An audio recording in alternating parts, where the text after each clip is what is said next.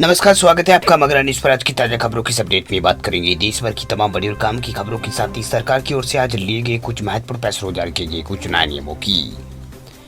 तो बुलेटिन शुरुआत करते हैं आज की पहली बड़ी खबर से। तो पहली बड़ी खबर देखिए, जीएसटी के एक फैसले से सस्ते हो सकते हैं फ्लैट और घर, सरकार कर सकती है बड़ा ऐलान। अगर जीएसटी काउंसिल की बैठक में एक मुद्दे पर अगर फैसला होता है तो घरों और फ्लैट्स की कीमतें जो है कम हो सकती है। दरअसल जीएसटी काउंसिल की बैठक 9 सितंबर को होनी है। रिपोर्ट्स के मुताबिक रियल एस्टेट डेवलपर्स के लिए जो है जीएसटी के मोर्चे पर राहत के संकेत यहाँ पर मिलने के आसार। दरअसल जमीन के सौदे में डेवलपमेंट राइट्स पर 18% जीएसटी का विवाद जल्दी सुलझ सकता है। रियल एस्टेट गठित ग्रुप ऑफ मिनिस्टर्स जो है जीओएम इस मुद्दे को जो है 22 अगस्त को होने वाली बैठक में सुलझाने के उपाय पर चर्चा करेंगे। वह डेवलपर्स लंबे समय से जमीन की खरीद बिक्री के दौरान जॉइंट डेवलपमेंट राइट्स पर 18% जीएसटी का विरोध कर रहे हैं, क्योंकि इससे लैंड कॉस्ट में बढ़ोतरी होती है, जिसका सीधा असर जो है फ्लैट और होम बायर्स को पड़ता है। अगर जो है इस मुद्दे पर कोई अगर जो है जीओएम यानी जॉइंट डेवलपमेंट राइट जो यहाँ पर ग्रुप ऑफ मिनिस्टर्स अगर इस मुद्दे पे कोई सिफारिश करते हैं तो 9 सितंबर को होने वाले जीएसटी काउंसिल की बैठक में इस पर फैसला लिया जा सकता है। वह डेवलपमेंट लैंड की खरीद और बिक्री पर फिलहाल जीएसटी नहीं लगता है, लेकिन डेवलपमेंट राइट्स पर जो है 18% जीएसटी लगाने से जो है प्रॉपर्टी की कुल लागत जो है बढ़ जाती है। ये बढ़ी हुई लागत जो है तो घर खरीदने वालों पर पड़ती है, जिससे उनके लिए घर खरीदना जो है महंगा हो जाता है। तो अगर इसके ऊपर फैसला होता है तो आम आदमी के लिए राहत वाली खबर ये निकल के यहाँ पर आम आदमी जो है उनके लिए राहत वाली खबर होगी। बात अब करते हैं अगली बड़ी खबर की। तो अगली बड़ी खबर देखिए, बिना बैंक अकाउंट के भी कर सकेंगे यूपीआई पेमेंट। एनपीसीआई लाया है नया सिस्टम। एनपीसीआई ने यूपीआई सर्विस को अपग्रेड करने की तैयारी कर ली है। एक तरफ जहां national payment corporation of India जो है एनपीसीआई यूपीआई पेमेंट के लिए फेस अनलॉक बायोमेट्रिक फीचर पर काम कर रहा है, तो वही दूसरे एनपीसीआई डेलीगेटेड पेमेंट सिस्टम लाने की तैयारी में है। भाई ये डेलीगेटेड पेमेंट सिस्टम उन लोगों के लिए फायदेमंद होगा जिनके पास अपना बैंक अकाउंट नहीं है। भाई सरकार यूपीआई को उन लोगों तक पहुंचाना चाहती है जिनके पास बैंक अकाउंट नहीं है। फिलहाल यूपीआई सर्विस का इस्तेमाल करने के लिए बैंक अकाउंट की ज़रूरत होती है, लेकिन बिना बैंक अकाउंट के यूपीआई सर्विस को एक्टिवेट नहीं किया जा सकता है। वह बैंक अकाउंट होल्डर्स को मोबाइल नंबर या फिर आधार नंबर लिंक होने की वजह से यूपीआई सेवा का लाभ लिया जा सकता है। वह यूजर अपने फ़ोन में कोई भी यूपीआई ऐप जो है वो इंस्टॉल करते ही अगर करता है और मोबाइल नंबर के जरिए यूपीआई अकाउंट क्रिएट करके डिजिटल पेमेंट की सुविधा ले सकता है। एनपीसीआई ने अब यूपीआई सर्विस को जो है उन लोगों तक पहुंचाने की कामयाब सर्दी शुरू कर दी है जिनके पास बैंक अकाउंट नहीं है। दरअसल सामने की रिपोर्ट के मुताबिक एनपीसीआई जल्दी डेलीगेटेड पेमेंट सिस्टम शुरू करने वाला है।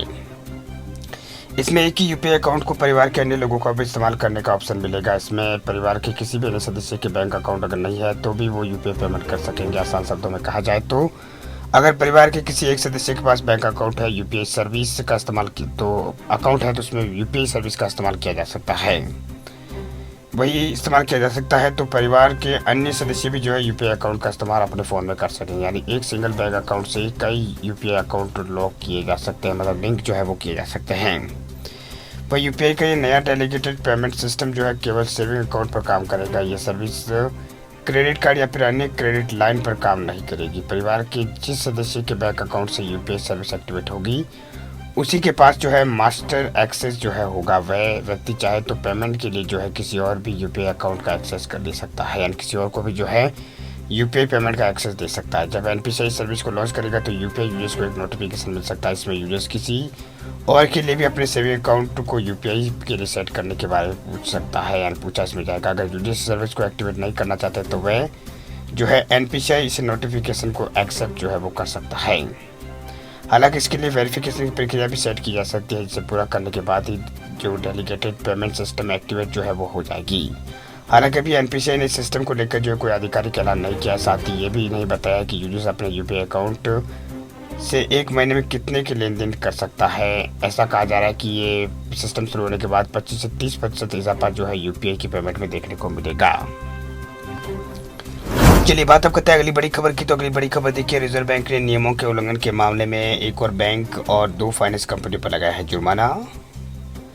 रिजर्व बैंक ने एक बैंक और 2 फाइनेंस कंपनियों पर जुर्माना लगाया है। नियमों के उल्लंघन के मामले में इकाइयों पर जुर्माना लगाया गया। केंद्रीय बैंक ने 16 अगस्त को कहा है कि उसने नो योर कस्टमर यानी केवाईसी और अन्य निर्देशों का उल्लंघन करने के मामले में बैंक ऑफ महाराष्ट्र पर 1,27,00,000 रुपए का जुर्माना लगाया। इसके अलावा पुणे वाले फिनकर्व और हिंदुना लैंड फाइनेंस पर भी जो है कार्रवाई की है। वह रिजर्व बैंक ने बताया है कि उसने बैंक ऑफ महाराष्ट्र पर केवाईसी संबंधित अलग अलग दिशा निर्देशों का उल्लंघन के मामले में 1,27,00,000 का जुर्माना लगाया है। केंद्रीय बैंक के मुताबिक उसने 8 अगस्त 2024 को एक आदेश में बैंक ऑफ महाराष्ट्र पर 1,27,00,000 रुपए का जुर्माना लगाया। वही ये जुर्माना बैंक के कर्ज बांटने से जुड़े सिस्टम और बैंक में साइबर सुरक्षा जांच का ढांचा और अपने ग्राहकों को जाने और जोड़े जाने के कुछ दिशा निर्देशों का पालन नहीं मानने पर जो है ये जुर्माना जो है वो लगाया है। इसके अलावा रिजर्व बैंक ने हिंदुजा लेलैंड और ये फाइनेंस कंपनी उसके ऊपर कुछ दिशा निर्देशों को पालन नहीं करने पर 4.5 लाख रुपए का जुर्माना लगाया है। वही केंद्रीय बैंक ने पूनावाला फिनकॉर्प लिमिटेड पर भी 10 लाख रुपए का जुर्माना लगाया है। बयान के मुताबिक ये कार्रवाई रेगुलेटर कंप्लायंस की गड़बड़ी के चलते की गई है। उसका ग्राहकों के साथ कोई लेन देना या फिर कोई संबंध नहीं है। तो आरबीआई की ओर से जो है बड़ी कार्रवाई की गई है, जिसमें कई बैंकों पर जुर्माना लगाया गया है। बात अब करते हैं अगली बड़ी खबर की। तो अगली बड़ी खबर देखिए, एमपी को मिलेगी 2 नए मेडिकल कॉलेज की सौगात। सीएम मोहन यादव ने इन 2 जिलों को खोल दिया है खजाना। सीएम मोहन यादव ने शनिवार को घोषणा किया कि केंद्रीय विश्वविद्यालय की सहायता से अनूपपुर जिले में एक मेडिकल कॉलेज स्थापित किया जाएगा। इसके लिए सरकार मुफ्त में जमीन उपलब्ध कराएगी। उन्होंने डिंडोरी के लिए भी एक आयुर्वेदिक मेडिकल कॉलेज शुरू करने की घोषणा की है। उन्होंने कहा कि अनूपपुर में गीता भवन, खेल परिसर और बस स्टैंड और अन्य न्यायालय भवन जो है बनाए जाएंगे। वही सीएम ने कहा कि सरकार जो है युवाओं और महिलाओं, गरीबों और किसानों के कल्याण के लिए प्रतिबद्ध है। उन्होंने प्रयासों की नींव के रूप में जो है वो पहचानी जा रही है। मध्य प्रदेश सरकार जो है 4 प्रमुख मिशनों पर ध्यान केंद्रित कर योजना अपना रही है। युवा शक्ति, गरीब कल्याण, किसान कल्याण और महिला सशक्तिकरण। वह सीएम मोहन यादव ने कहा कि युवाओं को रोजगार और स्वरोजगार अवसरों के माध्यम से सशक्त बनाने के लिए सरकार अभी जो है इसको प्राथमिकता लेकर चल रही है। इसका समर्थन करने के लिए सरकार ने किसी भी जन कल्याणकारी योजना को वापस नहीं लेने का संकल्प लिया है। सीएम जो है उसने यहाँ पर बिजली, सड़क और पानी के बाद युवाओं को रोजगार देने के कई प्रयास जो है उन्होंने करने की बात यहाँ पर कही है। वीडियो अच्छा लगे आप लाइक करें और चैनल पर नए चैनल को सब्सक्राइब करें। आप साथ में बेल आइकन भी दबा दें ताकि खबरें जो आपको इसी तरह की रोजाना मिलती रहे। वीडियो पूरा देखने के लिए आपका बहुत बहुत धन्यवाद।